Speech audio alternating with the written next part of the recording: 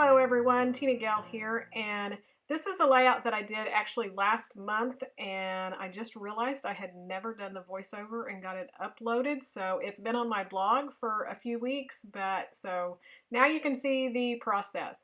So this was for Clique's March challenge, and they actually had a couple of sketches that you could use, and so I used one of the sketches that had all of these little circles for the background. And it's been a long time since I worked with a lot of circles. And if you've watched some of my past process videos, you know some of my thinking behind that and some of my fear of why I don't do a lot of layouts with the circles. But this sketch really caught my eye because of all the different sizes and it just being clustered up underneath the photo. So I changed it up just a little bit and how they were around the photo, but it's pretty close to the sketch. So the first thing I did was just take my watercolors and mix up a color that was pretty close to the paper collection that I'm using, which is from My Mind's Eye, the My Story collection, and I absolutely love it. And I have the 6x6 pad, and so this was another sketch that was just fabulous because I could use nothing but 6x6 papers. So you can see on the side here, I've punched a lot of different circles from the paper.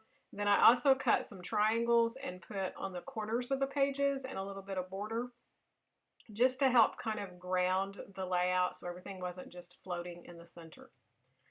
So I did the packaging technique on the background with my watercolors, and then I kind of splattered it with some of the pink, and then I also took some of the Heidi Swapp Color Shine in the gold lame, and I absolutely love the gold.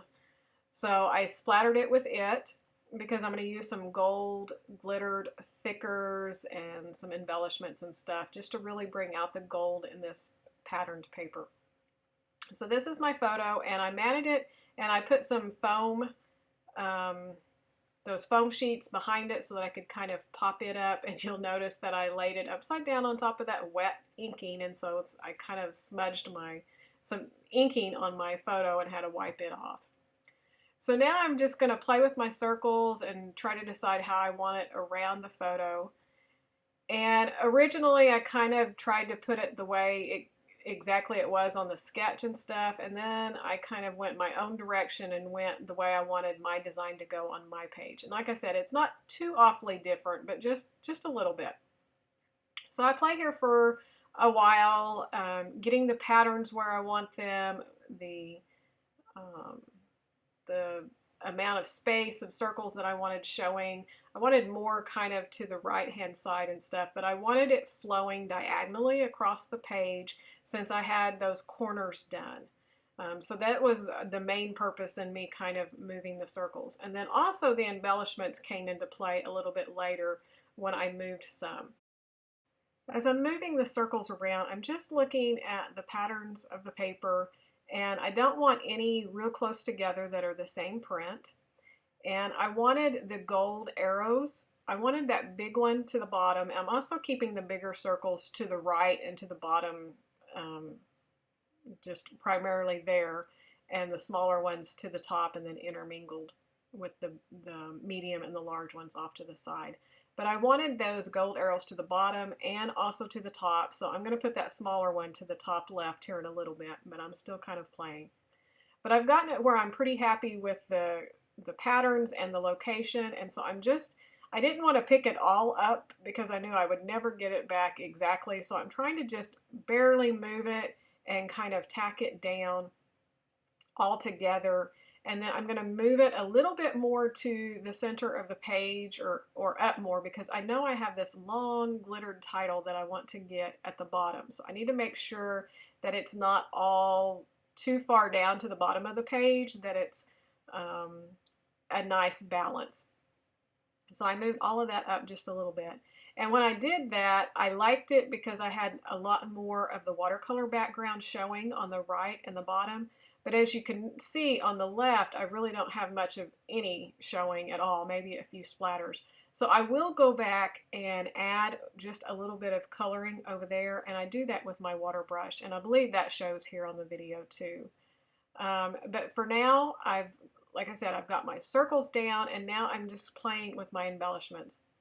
I had these butterflies that I'd cut out of the patterned paper because I wanted several different sizes, and I wanted them all the way through the design of the layout. So I definitely wanted them in a triangle around my photo. And then I also wanted one up above where the triangle on the corner of the page is.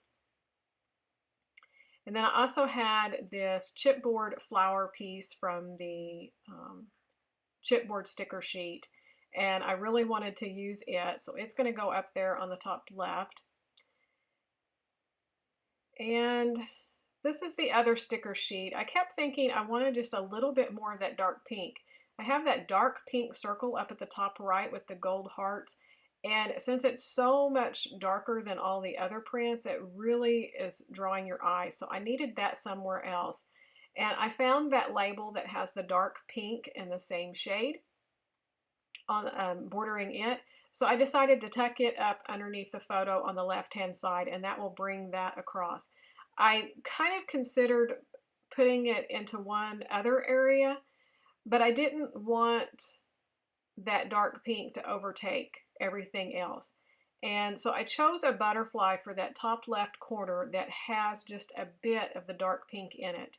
And so I just did the design principle of you have, you know, a large amount, a medium amount, and a small amount in your colors. So I have the large in the circle, the medium amount in the tag or the label, and then just a small amount in that little butterfly. So that helped me repeat that color throughout the page without it overtaking my layout.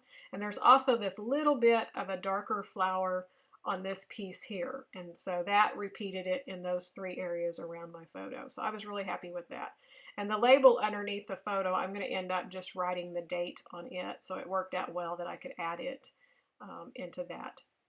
I've also inked all of the edges of my circles and my pattern papers just to give a little bit more dimension and to help pop those off the page as well. And on my butterflies, I popped the wings up so that they would be popped up off the page because everything else is flat on the page. All of the circles are flat. I had considered popping some of those up, but my photo is on pop dots, and I have the foam stickers that are puffier, and there's some other gold glittered hearts that I'm going to add, and they're puffy, so they're thicker as well.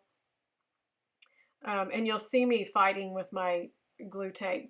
I was almost running out of ATG, so I was using every kind of adhesive I had in my stash trying to stretch my ATG. So I was trying to use that little roller adhesive deal it's probably 10 years old.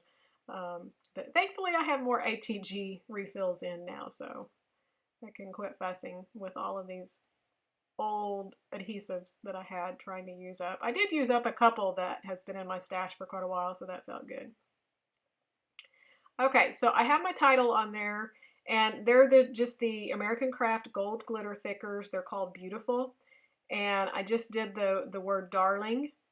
And because this photo is one of my daughter, and she's playing with her little dress-up mirror, and so I love this photo. It's not the greatest in the light and all of that, and it's kind of hard to tell on the video, but in the mirror you can see her face and her, you know, kind of sheepish little grin for being caught, but she's got rollers in her hand, and she's putting them in her hair, and her hair is just wild from her trying to roll her hair with her little play dress up rollers and stuff. So I've always loved this photo, and I'm so happy to get it documented and the story written to put into the album.